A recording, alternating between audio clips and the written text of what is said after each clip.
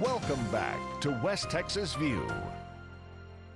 Welcome back to the West Texas View. In this final segment of today's program, I want Carl to talk a little bit more about some of the experiences he's had as a goal setter and as one who constantly is working on self-motivation. And you know, in that self-motivation, it also gives me a chance to add more value to the community. And so there in and of itself is a lot of the juice, you might say, that brings me to a point that I have more to offer as a person. And that is important to me because I feel like as we go through our lives, it is definitely something that we are made for, to give back.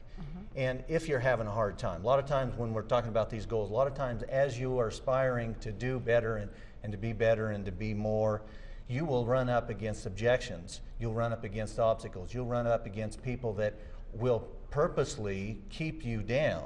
So what you do then is you begin to help someone else. You begin to share your life with other people. You begin to open yourself up. Like, I would be glad to take any of your emails and be a part of what you're doing and encourage you and to help you and do what I can to facilitate and enable, because that's really who we are as a society and as a person, to give back to the community. Community wellness is a big one. You know, if you're having a hard time, if you're feeling bad in the morning, or if you're a shift worker and you're going to bed in the day and then you're working overnight, a lot of times the YMCA or some of these places, the health clubs, they'll be open, and if you can just get a little bit of exercise in, it doesn't have to be anything extravagant. You don't have to be the most fit person in the whole gym, but if you're there and you're in that positive influence, that's right, it helps you to carry through with some of those other things. And that's brings me to some things about what we have going on as far as our fitness goals. The better we feel, the more we have to offer. The more we have to offer, the better we feel. So it begins to build upon itself. Be a positive cycle. And again, we're talking about visualization. We're talking about, you asked me to share stories. Well, a lot of times it's just simply putting a picture of what I want to become or what I would like to have on the refrigerator or somewhere where I see that on a regular basis. And I'm telling you, when that plays on the main screen of your computer your mind, up here, when you see that, when you look through that, it begins to develop. It begins to happen. It begins to unfold in front of you. And I could tell you stories, same with you, that you would think I'm making it up. You would think, you wouldn't believe it. That's how outlandish some of this stuff can be, because it'll just start to happen, it'll start to unfold, and you'll be sitting back and saying, wow. One of those things is my being here in West Texas, my being right here with you today and with you on this program. I mean, who would have thought that I would have this privilege and honor to be here? And I'm humbled by that, and I appreciate it greatly. Well, and that goes back to giving. Many times people don't feel comfortable helping other people. They don't think they're worthy to help other people, and that's something that we get over as we begin doing it. You have to act as if, and you have to do. I want to follow up on something you said. Your fitness goals are really important, but all of us have 6 areas of our lives, and if we don't think about those specifically and say, what are my goals in all 6 areas of our lives, then it's like we're rolling around on a bumpy wheel. We may be developing ourselves mentally in school, getting a great education, but if we're letting our physical life go, or if we're letting our health go, or if we're letting our social life go. So you need to have social goals, you need to have spiritual goals, you need to have your mental goals and your physical goals, but you also need to have your inner self goals. And that's thinking about, how am I controlling and disciplining myself? How am I working on my own knowledge of how my body and my mind and my spirit operates? So all of those goals are really, really important. And I've known people who said, my life would be really happy if I didn't have my family to have to deal with. Well, that should be a goal, that you should work to improve that relationship, or to work to help them to understand you and how you don't work together as a family.